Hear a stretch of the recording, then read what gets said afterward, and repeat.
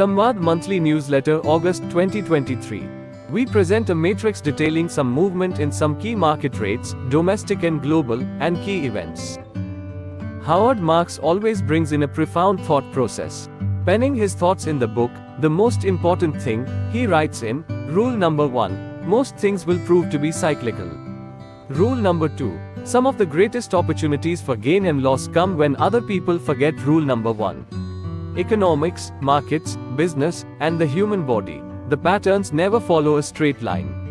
And in our investment journey, it's a cardinal rule, be attentive to cycles.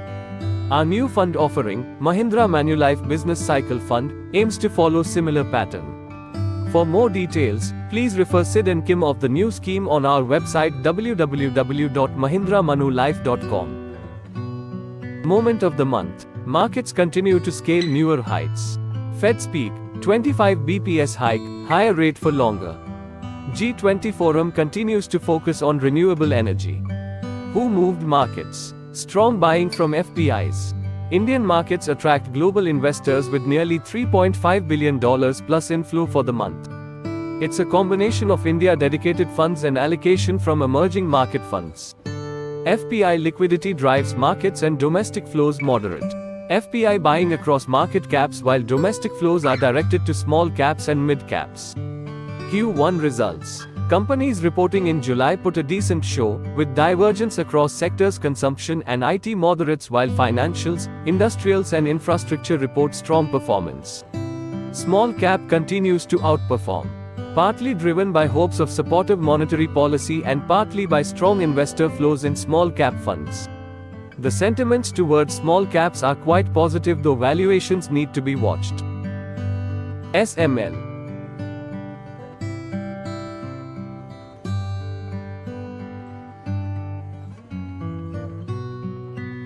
Movers and shakers.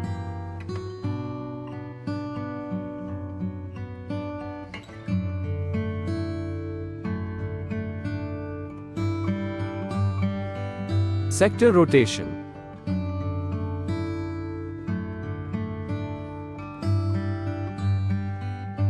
The fixed income glance. It was a difficult month for the domestic debt markets. Globally also the markets faltered.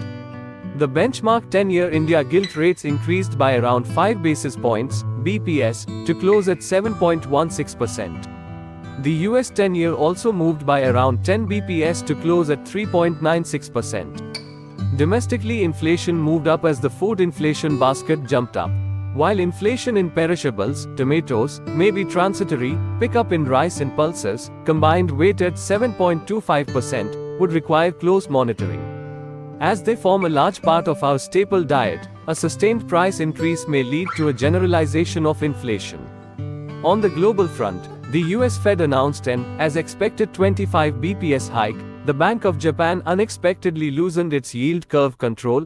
The ECB increased its rate by 25 BPS to 3.75%. Almost all central bankers sounded cautionary on inflation. What next? Globally, financial markets continued to look beyond the monetary policy actions of 7 large central banks, USA, Europe and Japan. Bond markets have put faith in rates higher for longer, while equity markets expect otherwise. Global sentiment and liquidity remain strongly in favor of equities. Rain gods have been kind in July. From a fear of drought, rains in July have taken rainfall to 5% above the long period average. Though the distribution is a bit uneven, excess rains in parts of northern India have disturbed economic activities and damaged infrastructure. We start the month of August with many more companies reporting for Q1 financial year 24. Broadly expecting a weaker set of numbers vis-a-vis those reported in July. Let's not forget Indian economy and markets continue to remain good, attractive highways ahead towards sustainable GDP growth and rising per capita income. For investors, what matters on this highway of fundamental growth is the occasional check on sentiments and valuations. A healthy combination of some discipline, courage and a bit of patience may keep investors on track toward a wealth creation journey. Financial markets have a history of creating business cycles for investors, where an economic cycle for any company or sector, growth in earnings coming from changes in revenue, costs, management, policy environment etc., is complemented with the market cycles that are prone to its valuation excesses on either side, created by sentiments, ownership, investors' leveraged positions as well as varied time frames.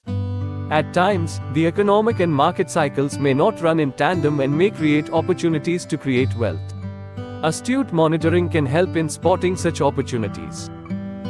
Summarizing our thoughts, we believe that the monetary policy of RBI may have an extended pause. Many global central bankers also seem to be in a pause, wait and watch mood. We believe that should there be an extended pause by the MPC, it raises the probability of a reversal in monetary policy action previously taken. History has a strange way of chiming, and it may be felt this time too. Our portfolio strategy across our duration-oriented funds runs in a similar vein. A. Relatively heavy on duration. B. Bias towards gilts. C. A steepening of the yield curve.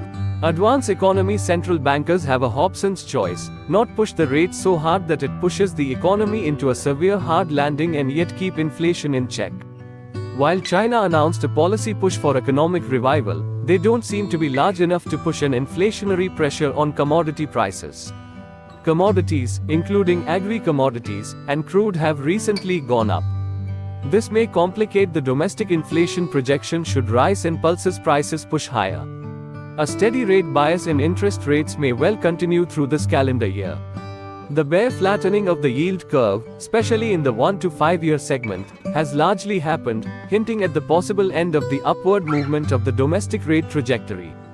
We also believe that AAA credit spreads have increased yet remain richly valued based on historical measures.